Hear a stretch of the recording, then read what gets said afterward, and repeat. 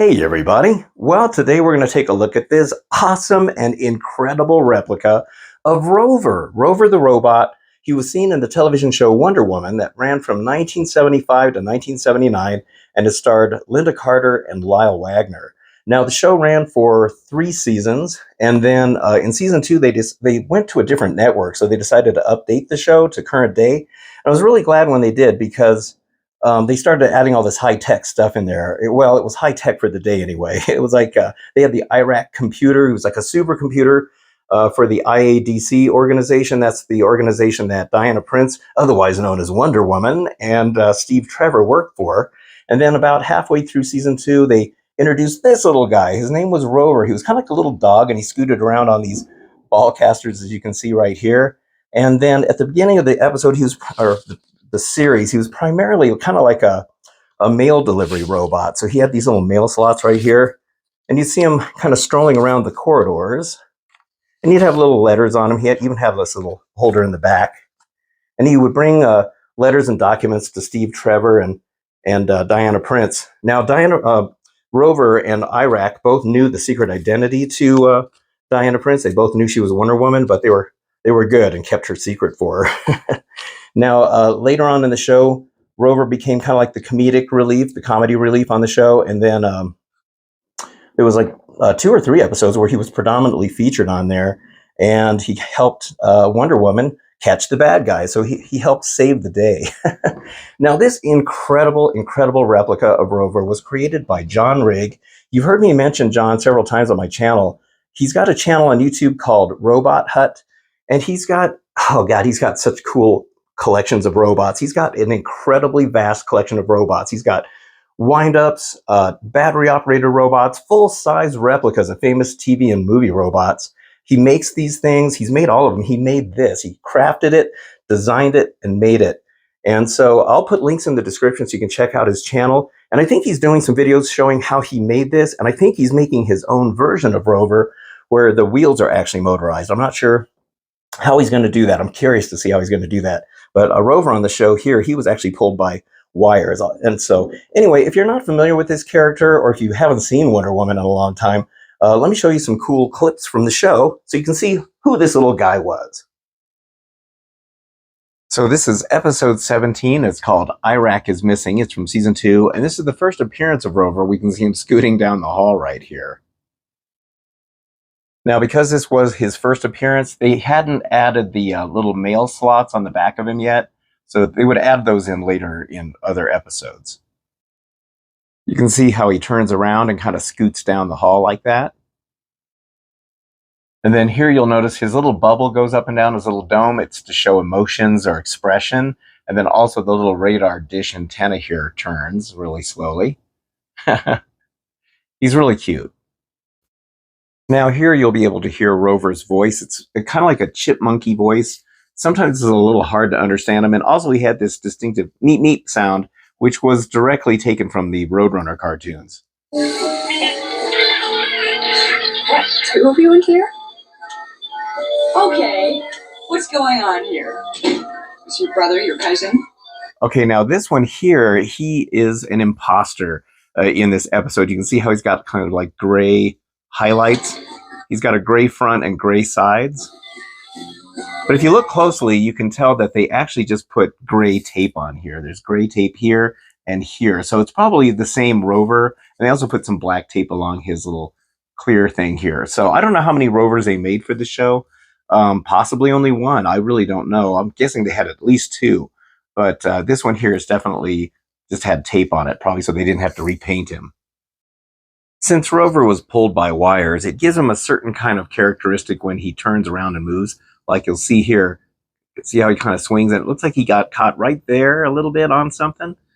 And much like the robot from Lost in Space, the actors were probably told to be careful not to walk on the cables. So he probably has some wires that go, probably from underneath him straight out.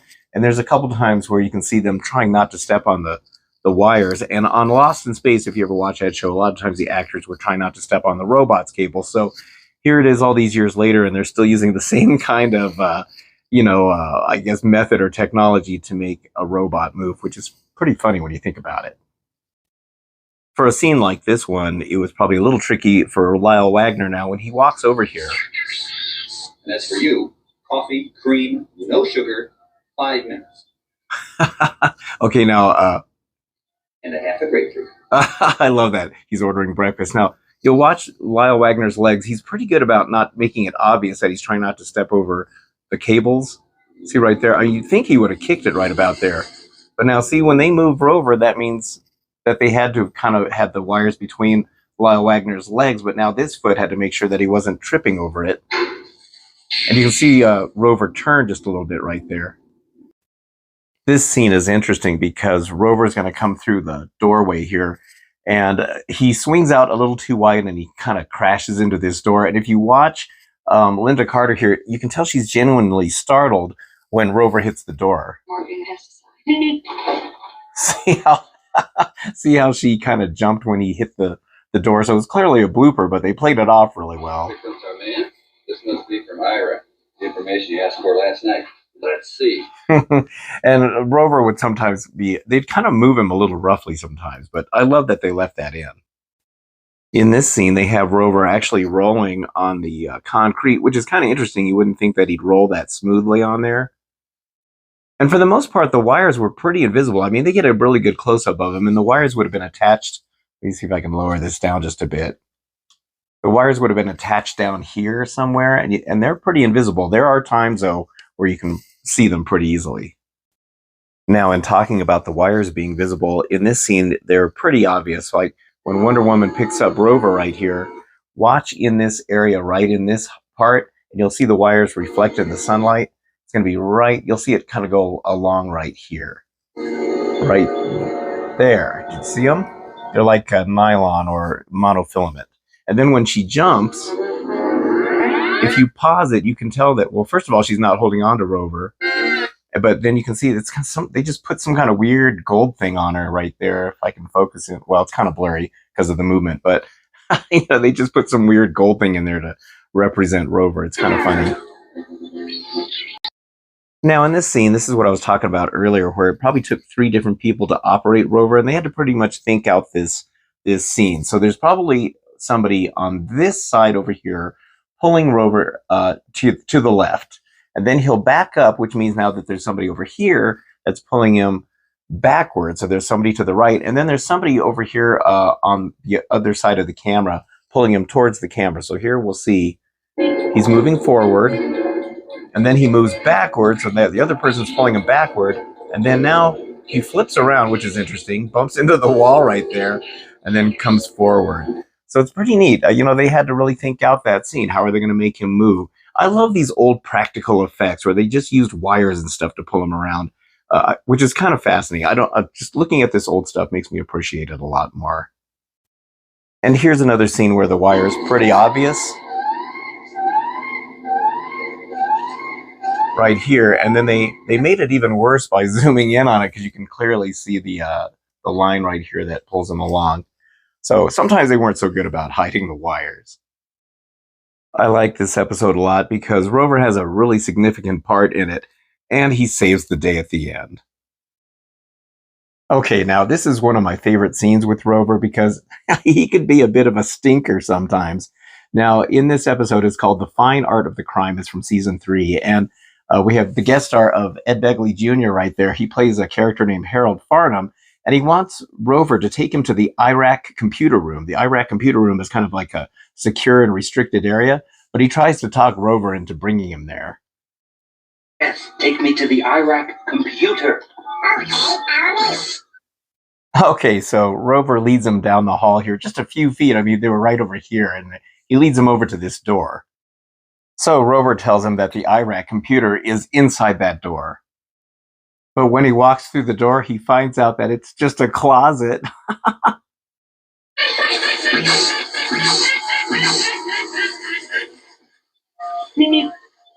Oh my gosh, that's so funny. And I love the way he scoots down the hall like that. All right, now let's take a look at this incredible creation that John has made. So I should mention now, those clips that I showed you, unfortunately, Wonder Woman was not on Blu-ray. I tried finding it on Blu-ray and I couldn't find it. And, that show was from the late 70s. And so we watched that show on, our square TV screens. And unfortunately, on those DVDs, they decided to make it 16:9 format. They stretched everything out. And I hate when they do that because everybody's faces are really wide and their faces are pushed down short. And Rover looked the same. He looked stretched out and longer than he was, and he looked taller than he was. So I think John, and I forgot to mention this to him when he was making this, that, to not forget that that was like, supposed to be a 4:3 format. And it looks like John totally took that into consideration right here. So this looks very accurate to the way his, dimensions were. Now let's take a look at some of the cool stuff. Now I should mention that this is a fully functional rover. He works just like the real one. So now on the front here, I'm going to go ahead and open this little door and pull this down. Now inside here, and I'll talk more about this door in a minute because the Rover did have that feature. It's really cool.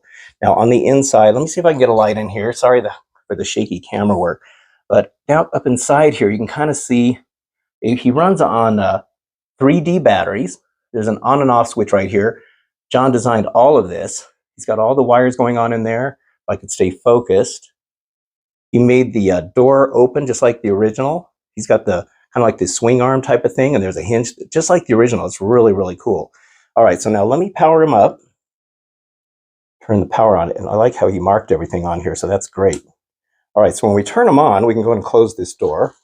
All right, now let me turn him around. Now this is really cool. I may have to turn the lights down so we can appreciate his lighting better. Yeah, in fact, let me do that real quick. Now, I didn't even notice this before, but when I was sending all these pictures to John for reference photos and video clips and stuff, all the times that I watched that show and watched Rover, I didn't even notice that he had these little taillights on his rear end. See, look at that. And so I pointed that out to John, and he created the little taillights on there. It's so cool. And what's really cool is he used these to his advantage. So when I turn the power on, these are basically power indicators. So that way I know that Rover is powered up. So that's really awesome that he figured that out. All right, so let me try to, sorry, I have to do all this by one hand here. All right, so another thing that was incredible about this, and I was not expecting, is that Rover is remote controlled. He made him remote controlled. He went far above and beyond with this than I ever would have thought. So when I push the A button, the first thing that lights up is the cool lights that are around his dome area. Look at how they start flashing all random like that. All right, and then I'll go ahead and move to C because C turns on the other headlights. Look at that. Oh, that is so, oh my gosh, this is so cool. Every time I see this, it just blows my mind. Look at all those lights on there. He's also got his side body lights on there. And a lot of people don't know that Rover had those side lights. Now, I got to tell you, John, he hand soldered all of these lights. I mean, it's crazy. There is, let's see, I counted them. There's 88 LEDs total on here. So there's 50 here, and then there's 25 up here. So 50, 25. We got the 8 blinking here, and he even matched up the colors on here like the original Rover. So those match the original. And then there's another one up here. I'll show you how that lights up. We got the 2, one on each side. And of course, we got his little taillights back there. So that's just awesome. All right, now let's turn this, because John actually motorized some of this, which is just mind-boggling that he did this. All right, so the B button turns on. Look at that. His little radar tail turns just like it did on the show. Oh man, that's so cool. That is so cool. Oh, that is awesome. I didn't know what that was for. They never really said, but maybe he was scanning the building, or maybe he was picking up signals from the IRAC computer. I don't really know. Now, as I mentioned on the show, I think you're going to guess what this last button is for. Of course, you know that's going to operate the dome. Look at that. He made the dome go up and down just like he did on the show. So the dome, I think, was used for like, to show emotion, for Rover to show emotion or respond to people. And you can notice that the dome lights up. So there might actually be another LED inside there. And then you can see the dome right there. Look at all that. That's so cool. And so there's a motor inside here. And on his video, he'll show you, he designed the whole thing on the inside, how that works. There's like a cam that makes that go up and down. And what's really cool is he put a separate switch in there. So if I turn that off, even if it's in the up position here, I'll do it right there. it still knows to let the motor run until it goes back down in the down position, because that's the way you saw Rover most of the time, is that he had that down. Is that awesome or what? That is just incredible. Oh, Chad, I love that. Look how good he looks. These front lights are just incredible. Look at all that. You know, interestingly, I should say, on the show, when I went back and watched the episodes, I found that about half the time, these lights here and then the ones around his dome area, they weren't even on. I don't know if the prop people had a hard time keeping those running or what, but and they would vary from scene to scene. 1 minute they're on and the next minute they're not. But they definitely look better when they're all on. And John did all of that. Look at that. Oh, he's so beautiful. He looks so cool. Oh my God, this is an absolute masterpiece. I forgot to talk about this door. Now, as I mentioned, this operates just like the door on Rover. Now, you only saw this on 2 episodes of that entire show, and it was only for 2 episodes that you saw Rover use this. And he would kind of like make things just kind of appear. Well, here, I'll just show you a clip real quick so you can kind of see what's going on with that. And his manners are atrocious. Don't tell me. I'm morning coffee.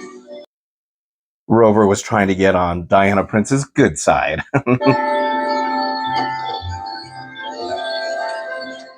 All right, so you can see how he produced a cup of coffee. In another episode, Diana Prince was going to go on vacation, and he produces some suntan lotion and some books, and I can't remember what else, but they all kind of like move by themselves, kind of like the way the coffee cup moved. I'm assuming it was on some kind of wire, but they never explained, you know, how he produced this kind of stuff, how it magically appeared. You know, did he have a coffee maker inside of him, or did he travel all through the building with that cup of coffee in there, and how did he not spill it? It's just a funny little feature that he had that they really didn't explain. All right, now this is something I've been wanting to try for a long time, and that is to animate Rover, kind of like puppeteer him. When you think about it, Rover was basically a puppet, like a marionette being pulled by strings. Now, I have spent hours setting this up, and I don't even know if it's going to work. And I'll tell you what, I've got a whole new appreciation for the people that made Rover do his stuff on the show, because it would have taken a team of 3 or 4 people to do this. All right, so I'm going to make him come forward here a little bit. All right, just a little bit. And now I'm going to make him turn towards the right. So let me grab these little controllers here. All right, so we're going to have him turn. All right, he's going to go off camera over here. You can see how he's kind of gone over here to the edge. Now I'm going to have him turn around. So let me try to get this. Now we're going to have him turn around. Now, I'll show you how all of this works here in just a minute.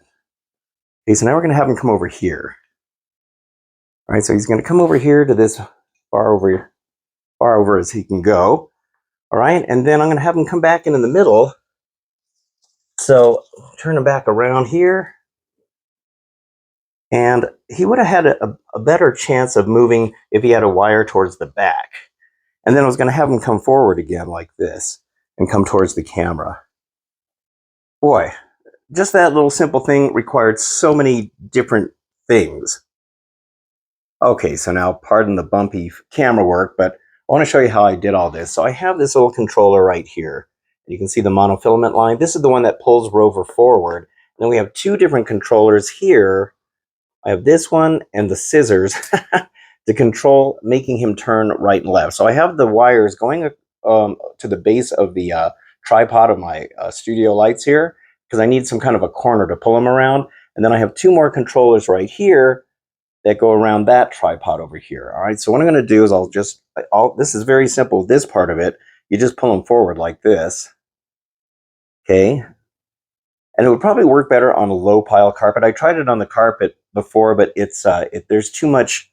It makes it, he can't turn as good. So I had to use this flat stuff here. All right, now to make him go to the right over here, I'm going to pull this, let's see, this one here. Now this controller is attached, you can kind of see the wire right there. It comes to the front of him right over here.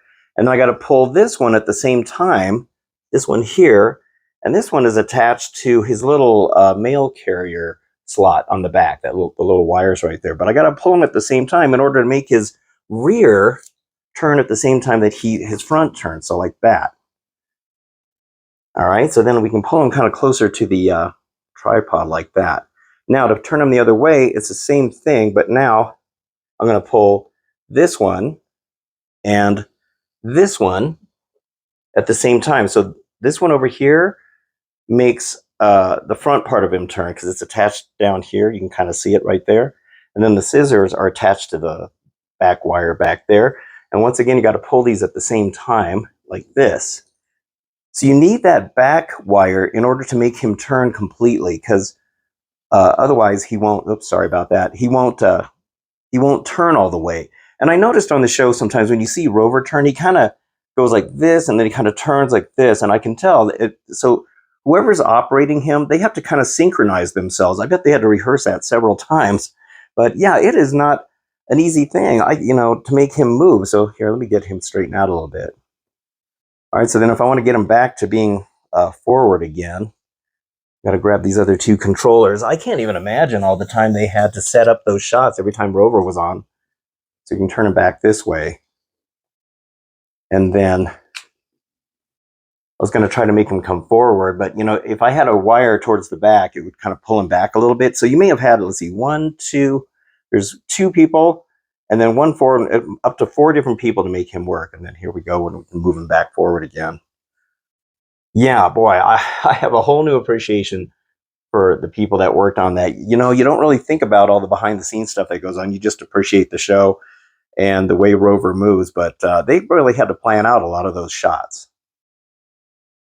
Now, I have to say that Rover here is the #1 robot that has been on my wish list for, well, decades. Ever since the show came out, I've wanted Rover. And I remember when the show was on TV, I was probably a teenager, and I remember making a Rover out of some wood pieces. In fact, I found a wood piece that looks kind of like his head and just some scrap parts around the area that I could find, and I even bought some ball casters for him. And you could tell it was supposed to be Rover, but he wasn't anything near as beautiful as this masterpiece that John created. Now, I was always kind of surprised that they never made any merchandise for Rover. There was never any action figures, toys, or model kits of him, which kind of surprises me because over the years when I've talked about that show, well, of course, the #1 thing everybody remembers from it is Linda Carter because, she was super pretty, and especially in her Wonder Woman outfit. But the second most thing that everybody remembers was little Rover here. They were like, oh, yeah, I remember that show because it had that little gold robot on there, and he rolled around on those ball casters and went meep, meep. And so, he's probably like the second most remembered thing from the show. So I was really surprised that he wasn't merchandised or anything.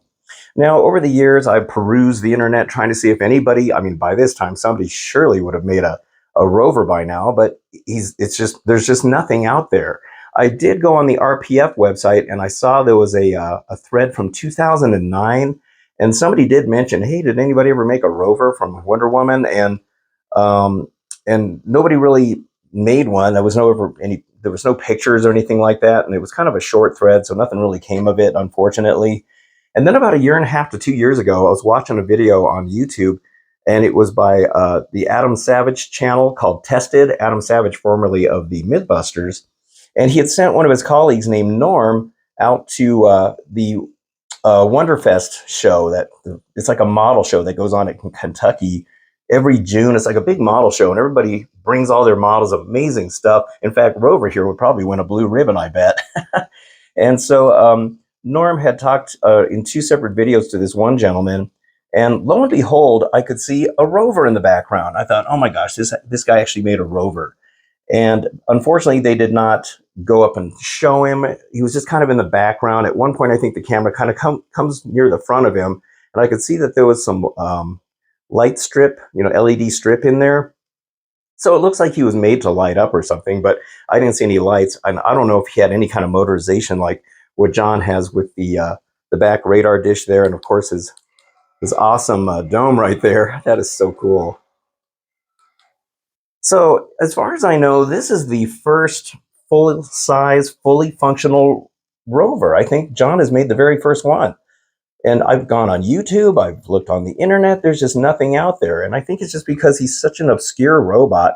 And, the show only lasted 3 seasons, but I don't know. This little guy here has been on my wish list for so long. And man, John just knocked it out of the park with this. This is so cool.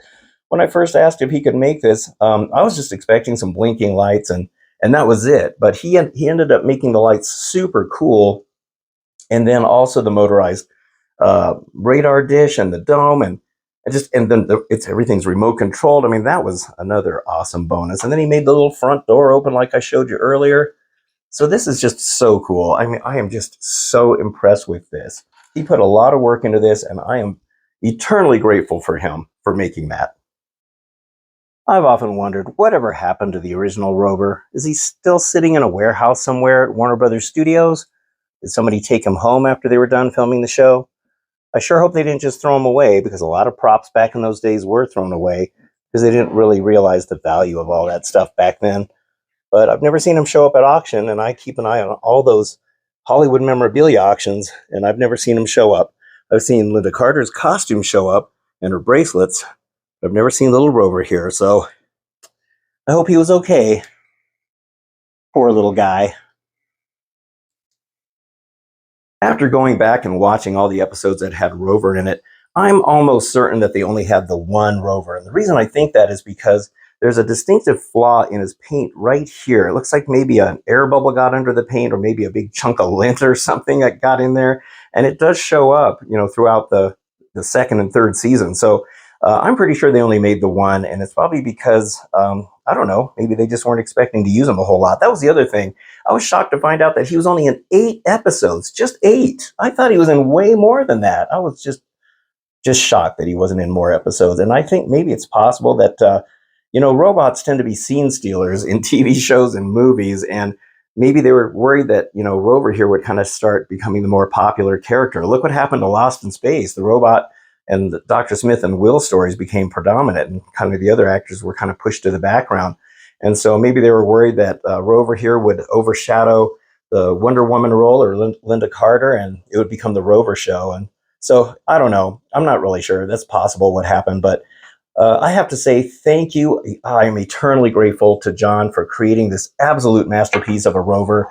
And it's amazing that he was able to create this, especially because he's never seen the show and he wasn't even familiar with Rover. And he built this all based on the pictures and video that I sent him. So I'll tell you, that is some master craftsmanship right there. So John, if you are watching, thank you so much for this. I feel like a kid on Christmas morning because he's so cool. Little Rover. I just love this little guy. All right, well, even if you weren't familiar with the show, I hope you enjoyed this, and now you know who Rover was. And for those of you who did watch the show, I hope this was kind of a fun walk down memory lane. Well, in the meantime, hope you'll hit the like and subscribe buttons. I'd very much appreciate it. I'll see you on the next video. Thank you so much for watching, and have a good one. Meet me.